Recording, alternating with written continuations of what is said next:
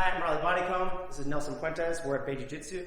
We're filming for Inverted Gear. This is all going to be about mat returns, putting someone back on the ground after you've gotten on their hips and you're having trouble scoring a takedown.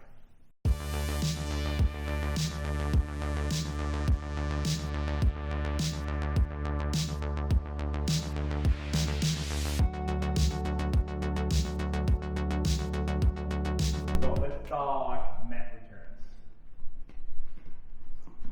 This situation here. Yeah. Because I feel a lot of jiu-jitsu people are terrible at both spots. What, it's coming from pressure and then you're turning and then coming up? Yeah. So let's say I have it on you. As the person being body lock here, what first reaction is what? Locking your hands? Splitting the hands. Me? Yes. One-on-one. One-on-one. So, and I'm sitting down and I'm trying to keep this from connecting by pulling away with my hips and not my head. What I mean by that is I'm not running this way because I don't want your hands to get locked in yet. So I'm sitting in the lawn chair one-on-one. And the reason why I'm one-on-one is if you go and I go here, the second one can climb. Exactly. So what are you doing? Through here? Yeah. Same thing, one on each. Thing. Just here, it's out. Right. And then if I have to. Yeah. So you might put a knee down or you might just turn.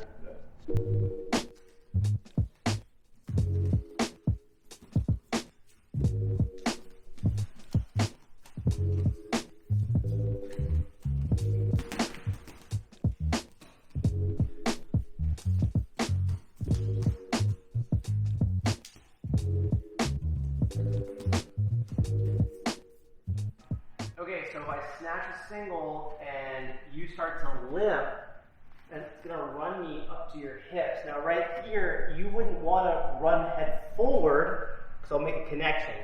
And that's all I need to get lift. And that's the big concern. It's why people want to run their hips.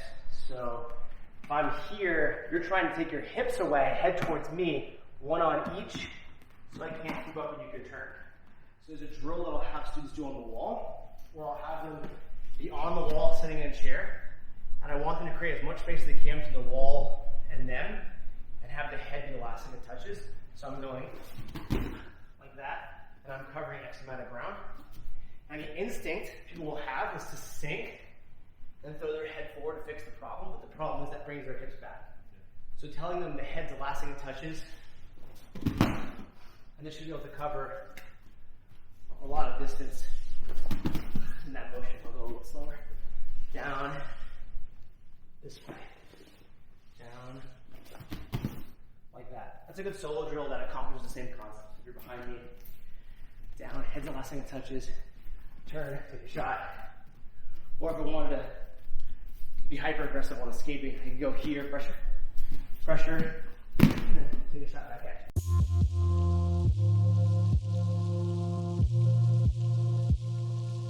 If you do get the body lock, and I'm trying to keep my hips away, and you crack my hips in hard like this, I pretty much am done with this battle, and my concern is lift. So I put my hands down and shoot my legs through, and now whatever leg's in between my legs, I'm going to throw my head to the outside of it. So I'm going to go here to come through to get you off of my hips. And you'll post, which means you're going to let me go. So I'll do that again. Just some details on the move. If I'm by myself, a solo drill for this. I'm going to go hands down, feet back, and then attempt to lose ground on the forward roll, not gain ground. So I'm going to try to go through like that, versus here and then rolling forward far away, which is not where my target. The target's behind me. The other thing is, it's hard to do solo, this part. But when I do the roll, I actually get big at the end of the roll. So my feet go up your back. I don't stay in a ball. So if I do this kind of half-heartedly, if I go here, he cracks me in. I go here and I stay in a ball, and we kind of end up like this. And that's not ideal. So in the middle of the roll, I will shoot my feet up your spine. Crack me in, I'm driving, I'm going here, and I'm going here, up. Getting really tall to help knock you down. And then I can make my adjustments however I want to. And it could be transitioning to attack, or for me, it probably would be wrestling back up and reverse the position. So one more time, maybe you go single, I go limp, you go bodylock. I'm trying to break this free. You crack me, and I post here, up.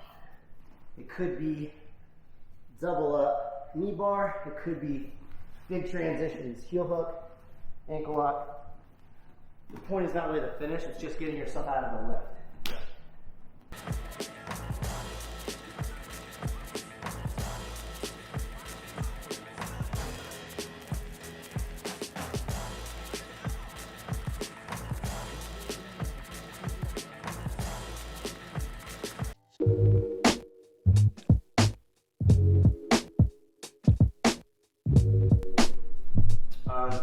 So I have a body lock. Yeah, so if you have a body lock and you're trying to just drag me over your leg, The jiu-jitsu solution. yeah, the problem with that is if I understand how my hips work and how you have not compromised any of my posts within reason, I should be able to end up on top every time. So I have 4 posts, and you get the body lock, and in your mind, you're going to clip out 2 of them by, let's say, sitting to that side and tripping to this side. Right? Let's rewind. You will probably get one of them, but not 2, because I can lift 1. So he does that again. I step, turn, get my other post down, and I'm in top position. This is really straightforward, really easy. Why people get caught this way is because they actually hold on for, or just hold on for too long. So you have the body lock, and over here you start to do this move, and I'm holding on until I'm thrown, versus recognizing that you're trying to drag me down. So you have the body lock, and I'm doing this, and I start to drag like that. I'm like, oh, okay, here, there. And so the solo drill is back step, but hands, or sometimes back step, hands. And I really shouldn't have to throw my hands this way. So a mistake, a worse version of this would look like this. He does the move, and I catch myself with my hands back here. That's not as good because you can turn faster than me, but also I can hurt myself just like throwing my hands behind myself. So a general rule of thumb I have on posting is you shouldn't post if your arms are behind you. So if I was to fall from the ceiling face first, put my hands out, I wouldn't break my arms. I'd break my face. My arms would bend naturally and then my face would hit the ground. If I fall back first, put my hands down, my arms will bend properly and they'll break. So you can almost always safely post in front of you. For those down doing this. Yeah, once it kind of breaks, I guess 180, it gets weird. And then closer to 180, the worse it gets. So this is safe, safe-ish. Ooh. Okay. Less safe. So because I can get a good turn, you go body lock, you still got to drag me down. I have a good turn. I don't mind putting my hands down forward. And then I'm just fixing my legs to make sure I end up on this side because I have to remember that you have the underhooks. So I can get a good turn, and I drop to that side, and you're still taking me down. So if I do this wrong at the end, if I was to go body lock, you trip here, and then I fall on this side, you're still taking me down. So body lock, I'm fighting, you go trip mode, step, hands, switch. That's why lift is key for you as the attacker. If you're lifting, you stop all this nonsense. It's only because you're trying to drag it that it makes it easy for me to do. So if I'm the under guy here, and he's the over guy, and sometimes we'll think that this overhook is a shared connection, but it's actually a connection that he chooses. I don't choose this. So if I decide from the unders to clip him down, he can choose to just let that go, right? So I do some real quick. So say he's got the unders here, and maybe his head was in front, and I had an overhook, and he's perceiving that we're tied up on this side. He goes to clip me down, and I go, oh, I'm going to open that up, give me my posts. So it's not going to work on that side because I don't actually have a tied up post. Now, let's reverse that. So let's say I have the over this time. Now with the over, I can show him like a hip throw. And if I can get him to run his hip in front of mine, if I get him trying to sit in front of mine, then I can do a move like this that will work because my overhook truly controls that post. So if I was to try to drag someone backwards, I pretty much have to have an overhook to do that with zero lift. Because you can always, if I have the underhook, you can always choose to just break that arm free. And just go here and yeah, you break that arm free. And if I'm not lifting, you'll stop me. Which is why the attacker, we'll get into that later, has to be pretty much all in on lift if they're the under guy in this position.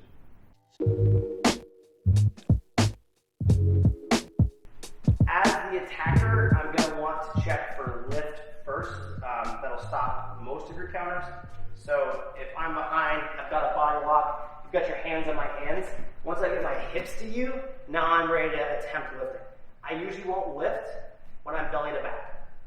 I find this is difficult, especially if you lean forward a little bit. It's hard to lift. So the first thing I'll do is cut the corner so that I pull the side of your hip to me and you leaning forward doesn't really stop my lift. Another thing you should be aware of if you are cutting the corner is don't sit on their knee. That could really damage your training partner, so be careful. I'm not going to sit when I'm lifting.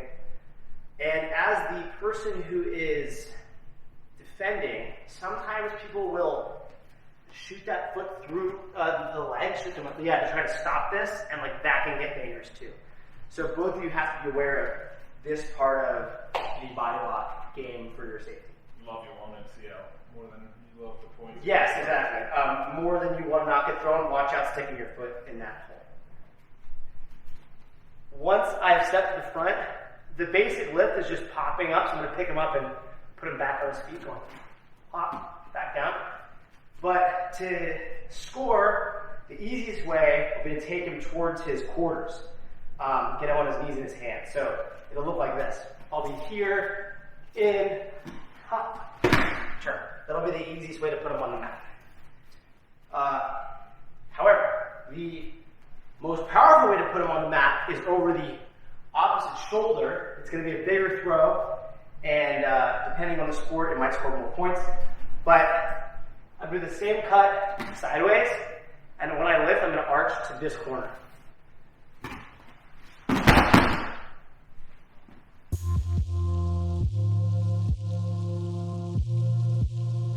If I get the body lock and I get my hips in tight, and he does get his hands to the mat right here, I have to watch out for his rolling leg locks. So I can't just keep my foot there. So I'm usually going to circle and get my foot to the outside. Now, sometimes if I'm not sure what my next move is, I might rest my leg on his leg like that. But if I want to get the exact same arch I had before, I can just by going step in, step out, arch to the corner. So I'm going to move the whole thing in one move. I'm going to get the body lock. He's going to put his hands down. I'm going to circle my foot to the front, then circle my back out and arch to this corner. So I got body lock, goes to his hands. 1, 2.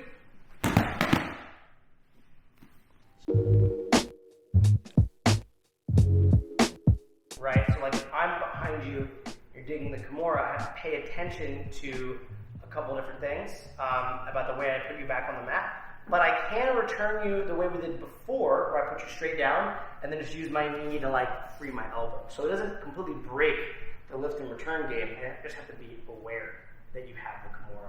I still might do the same move. And also, you have to return me before I start trying to trip you with the Kimura. You mean like you see in MMA sometimes, where I'm here and you like kind of freeze, and then I start coming this way, and almost like a Mike. Yeah. If I can get your feet out here, that will stop, right? So if we go here, you go Kimura, I go to the front, and we go up, down, that won't be an issue. And if you hold on for dear life, if I get my foot in front of your foot, you will land on your head. Or shoulder. Get a nice AC joint injury. Right. And land the shoulder first because I want to let go of the Kimura. The same thing can happen from the chin strap, from the lat grip. Anytime that I'm behind you, say you reach back like there, and I don't get my foot in front, I can be thrown, right? So that move of me going to the body lock, going to here, shorting a lot of your counters. Yeah. So you don't actually have to have different techniques as the attacker for all these contingencies. Just do this correctly, cut the front, and lift and turn, or lift and arch if you feel like it, and it will stop most of the things, right? Yeah.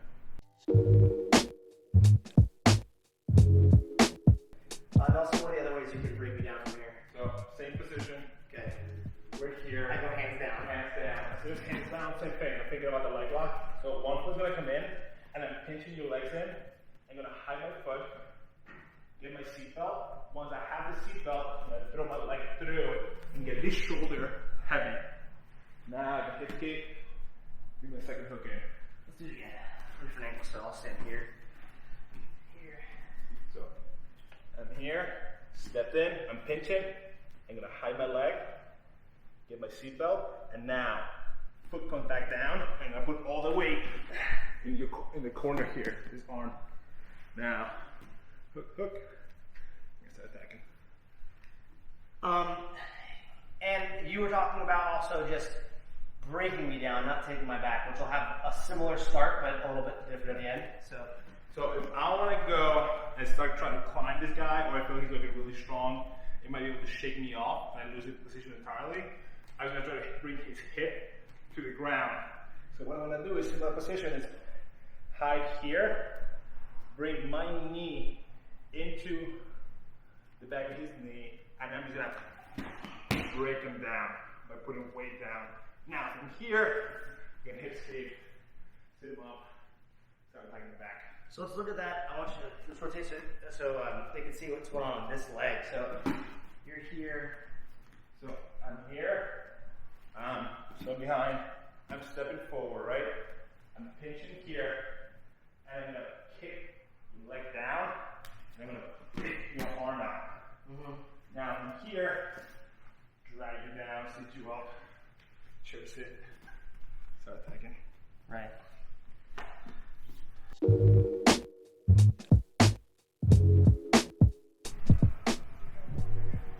So I guess I can see saying something that would like,